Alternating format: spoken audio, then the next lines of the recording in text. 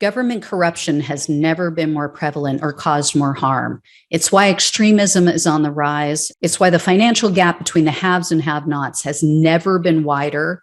And it's why our planet is at risk of an extinction level tragedy. That's why I need your help to keep exposing the truth about the rot on both sides of the aisle. Become a supporter or a friend of the show today by clicking on the coffee link in the description box below. Friends of the show join me on a Zoom hangout once a month, and you guys can ask me any questions you want, and I can get to know you better.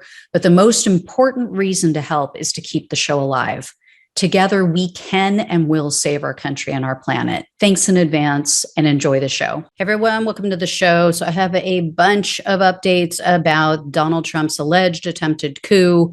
First, as you guys may or may not have heard, Patrick Philbin and Pat Cipollone are testifying in front of the grand jury investigating this whole mess, investigating the alternate electors and every other attempt that Trump and his allies made to try to overturn the election. So that should be pretty interesting. Next, newly obtained emails reveal that Ginny Thomas, the wife of Supreme Court Justice Clarence Thomas, emailed two Wisconsin lawmakers in November of 2020, and she urged them to overturn the presidential election by appointing these fake electors. We already knew that she pressured Arizona lawmakers, but this is new. So knowing that she was hitting them up in other states as well. In regard to the Georgia investigation, a judge has ruled that Senator Lindsey Graham must testify before the grand jury, but he can't be asked questions about his, quote, investigatory fact-finding on the telephone calls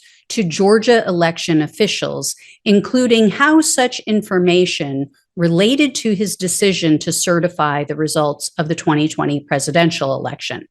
However, the judge's ruling also states, quote, Senator Graham may be questioned about any alleged efforts to encourage Secretary Raffensperger or others to throw out ballots or otherwise alter Georgia's election practices and procedures. Likewise, the grand jury may inquire into Senator Graham's alleged communications and coordination with the Trump campaign and its post-election efforts in Georgia, as well as into Senator Graham's public statements related to Georgia's 2020 election. So they're going to have to thread that needle.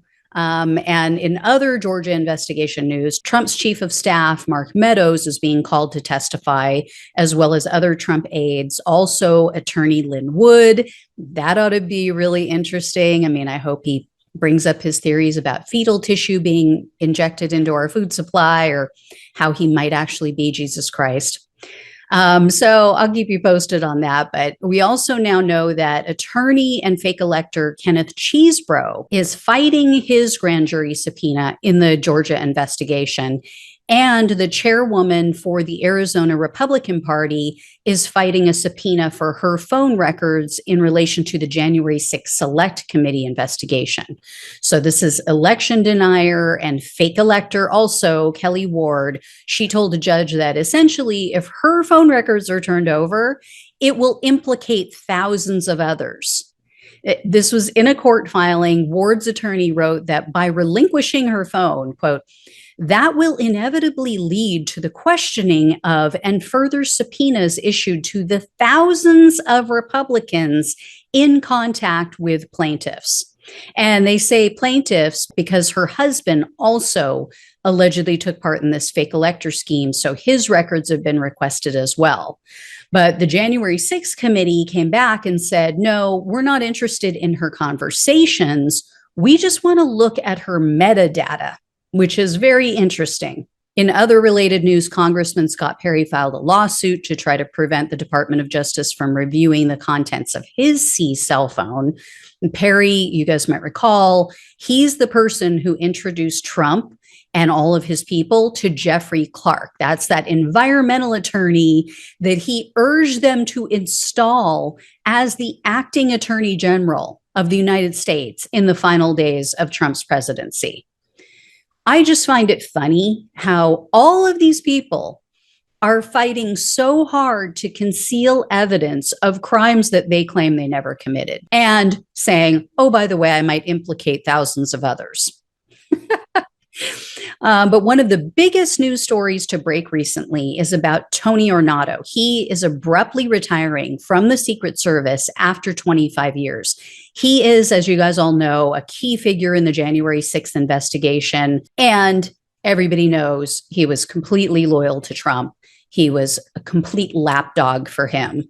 It's just embarrassing how many of these grown men just prostrated themselves, just totally bent the knee, groveled, and kissed the feet of this horrific person. So anyway, guys, I'll keep you posted on what this all means. And if I hear anything more, I will let you know. Thanks so much for watching and listening. Take care, and I'll talk with you soon.